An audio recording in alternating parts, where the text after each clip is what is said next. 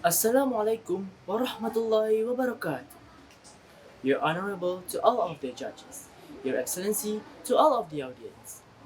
Alhamdulillah, Alhamdulillahi Rabbil Alamin. Wassalatu wassalamu ala ashrafil anbiya wal mursalin wa ala alihi wa sahbihi ajma'in. Allahumma salli alayhi wa ala alihi wa sahbihi ajma'in. Amma ba'd.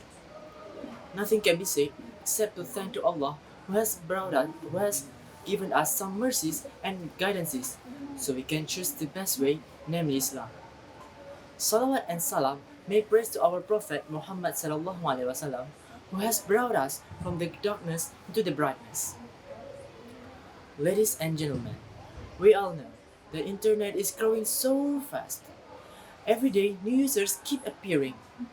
Based on data collected by Internet World Stats in January 2021, there are 4.5 billion internet users all around the world.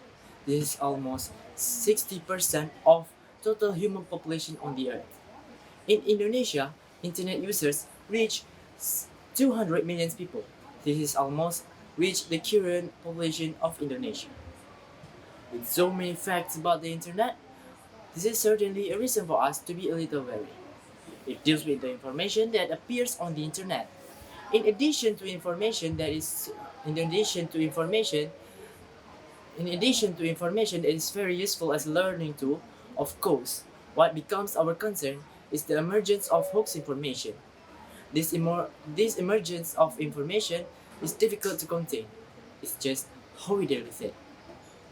The state, with its regulation through the ITLO, has not been able to stem the flow of hoax information. So far, it has become a tool to trap each other. Back again to ourselves. As a younger generation, we must have a prevention mechanism so as not to drown in the flow of hoax information. This new challenge must be faced, can no longer shut down. Ladies and gentlemen, I want to present here to stem the flow of hoax information or to face the current of digital era, starting by being critical at the information that appears. Regarding to this incorrect information, Allah has also warned about the dangers through Surah Al-Hujurat, verses number 6. Bismillahirrahmanirrahim. يا أيها الذين آمنوا إن جاءكم فاسق بنبأ فتبينوا أن تصيبوا قوما بجهالة فتصبحوا على ما فعلتم نادمين. صدق الله العظيم. Which means, O believers, if there is someone who is weak come to you with the news, then examine the truth, so you don't harm people because of ignorance or recklessness, which in the end you will regret what you did. During the time of peace between the Prophet and the Jews, Abdullah bin Sal and Muhayyisha went to a village of Khaybar. They spared it because of their own purposes. Then Muhayyisha found Abdullah bin Sal covered in blood, dead in the well. Muhayyisha accused of Jews doing it because they are in the Jews' village, but the Jews denied it. Long story short, Muhayyisha went back and invited Muhayyisha and Abdurrahman bin Sal to meet the Prophet. They demanded justice of death of Abdullah bin Sal. Hearing the story, the Prophet did not immediately take a stand, but he did tabayun on this very serious accusation. The Prophet asked the Jews by sending a letter, but the Jews say they didn't kill Abdullah bin Sal.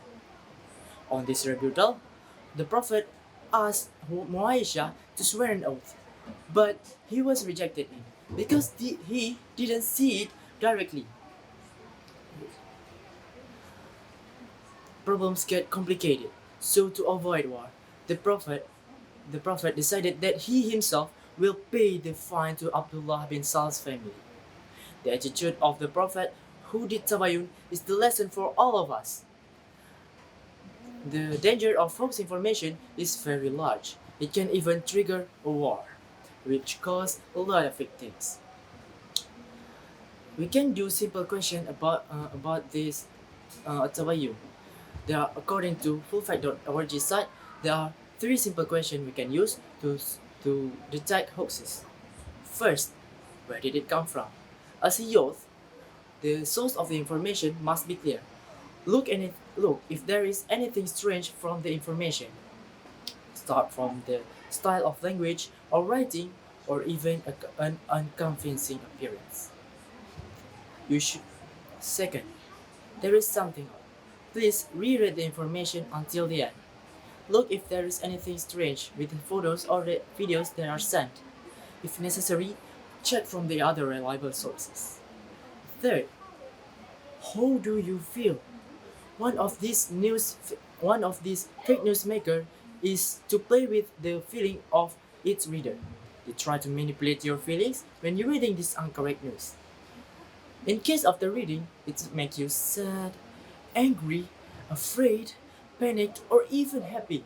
You should be aware of this information. Let's make our Prophet Muhammad as an example to live in this digital era. From my speech, we can conclude that let's think critically in this digital era. The layman without a critical mind, when receiving information, will take on the information raw, so it is very easily influenced. So that's all from me. Thank you very much. Subhanakallahumma wa bihamdika ashhadu an la ilaha illa anta astaghfiruka wa atubu ilaik. Wassalamualaikum warahmatullahi wabarakatuh.